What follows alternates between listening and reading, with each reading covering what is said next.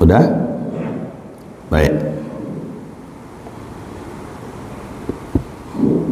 Bismillahirrahmanirrahim. Pertanyaan yang pertama, untuk seorang khatib memang betul-betul ada terjadi di mana beliau kalau ceramah, lagi-lagi saya sampaikan perbedaan antara khutbah dengan ceramah itu bagaimana agar dia dianjurkan untuk bukan hanya sekedar berbicara, tapi berhati-hati agar dia memberikan ceramah yang berbobot, bukan lagi berpikir untuk menghibur. Karena saya jujur beberapa hari yang lalu saya khotib di masjid yang dimana 3 hari kemudian saya ceramah di kampung itu.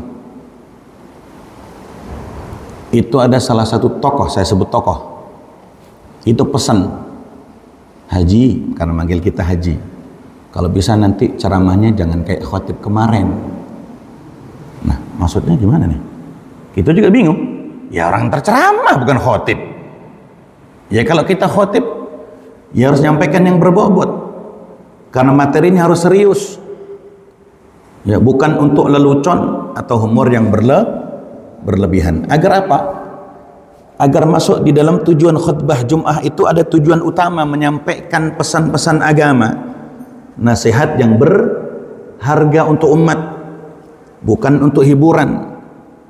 Maka para ulama melarang untuk membuat tertawa, menyampaikan materi yang lucu, yang kemudian masuk di dalam kategori yang dinilai tidak sesuai dengan protokol dan tujuan khutbah itu sendiri. Nah, kenapa? Sebab karena penting untuk kita ini fokus. Kadang ada khutbah itu, maaf, yang lari kemana-mana. Mana khotib itu habis, maaf, misalnya membahas satu contoh ya, ada riwayat di dalam Al-Hikam Al-Imam Ibnu Athaillah As-Sakandari. Di sini kita bahas karena penting. Saya pernah mampir di satu masjid gitu. Kemudian dia membahas tentang matinya hati gitu. Padahal ada satu riwayat Al-Imam Ibnu Athaillah As-Sakandari, alamat mautil qalbi, misalnya alamat dan tandanya matinya hati adalah ketika adamul huzni, tidak ada kesedihan, ala ma fataka minal muwafiqat, ketika seseorang terlewat daripada ketaatan. Satu contoh, ketika umurnya 20 tahun maka dia tidak bersedih ketika dalam waktu 20 tahun umurnya tidak di dalam ketaatan dan dia tidak sedih dengan keadaannya, misalnya itu berarti hatinya telah mati. Habis itu tuh mestinya ada kemudian kalimat lanjutan, wa tarkun nadami, dan seterusnya dan seterusnya. Itu dia lari kemana-mana, tidak fokus. Nah, ini sering terjadi. Makanya kalau ceramah mungkin tidak mesti harus bawa catatan atau tulisan. Maka khutbah boleh bawa catatan, boleh bawa lembaran yang dia bisa jadi tujuannya agar fokus. Tapi asal jangan terjadi ini. Ada kejadian begini, yang dia biasanya bawa catatan dan dipegangin agar tidak lepas. Karena kebetulan ada satu masjid itu yang kipasnya gede di atas. Ini kejadian ini, kipasnya gede di atas. Pas dia lepas dari tangannya, kabur dia. Nggak fokus. Apa tadi saya ngomong ini? Ada nggak begitu? Ada nggak? Ada, Pak. Sama kayak sekarang kebiasaan imam, maaf saya nggak nyinggung sama sekali Masjid Quba dan lain sebagainya. Ada satu masjid yang pakai Quran besar di depan. Ya, maaf, tidak hafid, tapi pengen hatam Quran. Caranya bin nadhar kalau ngimamin. Nah, kalau misalnya 1 rakaat Ramadan tuh dalam tarawih pengen baca 1 halaman, atau satu halaman bagi dua, bagus. Tapi satu waktu di malam ke-21 kebetulan saya ceramah taraweh, nggak tugas ngimamin. Nah, juz 21 baru dapat satu lembar, otomatis habis itu surah Ar-Rum. Kipasnya gede juga, capitannya kurang kenceng, capitannya lepas, repot tuh imam. Udah bunyi ghulibatir Rum. Lah habis itu pas klap, nah ini repot nih. Akhirnya dia bingung, pas orang-orang masih ruku, dia buka tuh, dia kebet itu. Orang masih ruku, dia kebet. Nah, ya, bukan berarti saya melarang kemudian pasang Quran di depan, enggak juga. Silahkan saja. Mudah-mudahan tidak ada kipas yang gede. Tujuannya bagus, akan tetapi lebih bagus lagi kalau imam-imam kita minimal ya hafal satu juz dah, juz amma. Jadi kalau kita pas ada kesalahan minimal di belakang bisa betulin.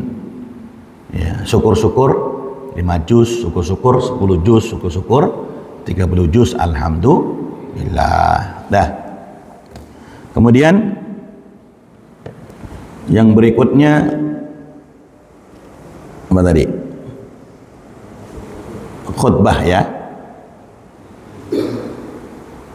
Khutbah, di antara dua khutbah ketika duduk, bagaimana seorang khatib ya, dianjurkan oleh para ulama seorang khatib ataupun kita mustami' ya, taruhlah makmum lah ya, karena kita akan menjadi makmum dari imam saat Jumatan, dianjurkan untuk memanjatkan doa apa saja yang kita inginkan, baik itu doa pribadi maupun doa secara umum. Ya Allah, mau bahasa Indonesia boleh, tapi doanya dengan sirran, dengan sir. Jangan lagi misalnya doa di antara dua khutbah, Allahumma, jangan kenceng-kenceng, kaget ntar orang yang ya. Kemudian ketika ada dua khutbah, dia duduk dulu. Ada Bilal ya. Bilal itu biasanya di masjid-masjid tertentu, nggak tahu kalau di masjid sini. Di antara dua khutbah kan tidak ada bunyi tuh. Biasanya kalau di masjid tertentu ada doa. Bilal tuh ada doa. Kemudian ada baca sholawat. Ya, diaminkan saja ya. Kemudian di antara dua khutbah dianjurkan juga untuk menjaga keheningan ya, agar kita bisa betul-betul khusyuk di dalam doa. Nah, kemudian ada satu pertanyaan lagi. Tadi ketika ada seorang khatib batal wudu, ya, batal wudu, maka wajib mengulang khutbahnya dari awal setelah bersuci kembali. Nah, hal ini karena suci dari hadas adalah menjadi satu syarat sahnya sholat Jumat. Kemudian bagaimana tindakannya? Nah ini, yang pertama, saya ulang lagi. Yang pertama, wajib mengulang khutbah itu karena khatib harus bersuci dan mengulang khutbahnya dari awal. Karena khutbah merupakan satu kesatuan ibadah yang terikat di dalam ketentuan kondisi suci. Nah, karena menjadi syarat sahnya khutbah suci dari hadas. Kemudian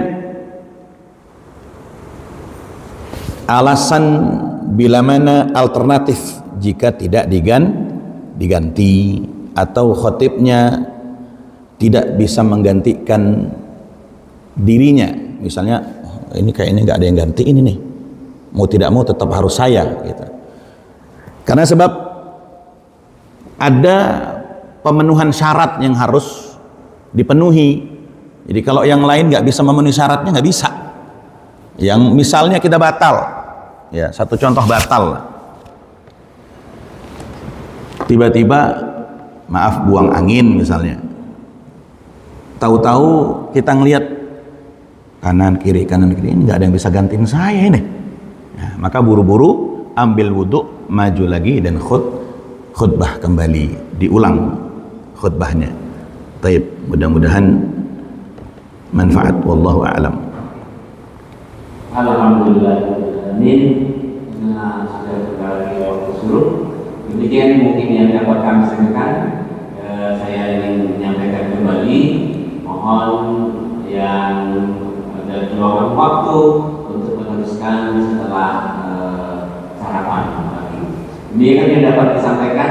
Lebih kurangnya mohon maaf. Sekali lagi, bila taufiq wal hidayah. Assalamualaikum warahmatullahi wabarakatuh.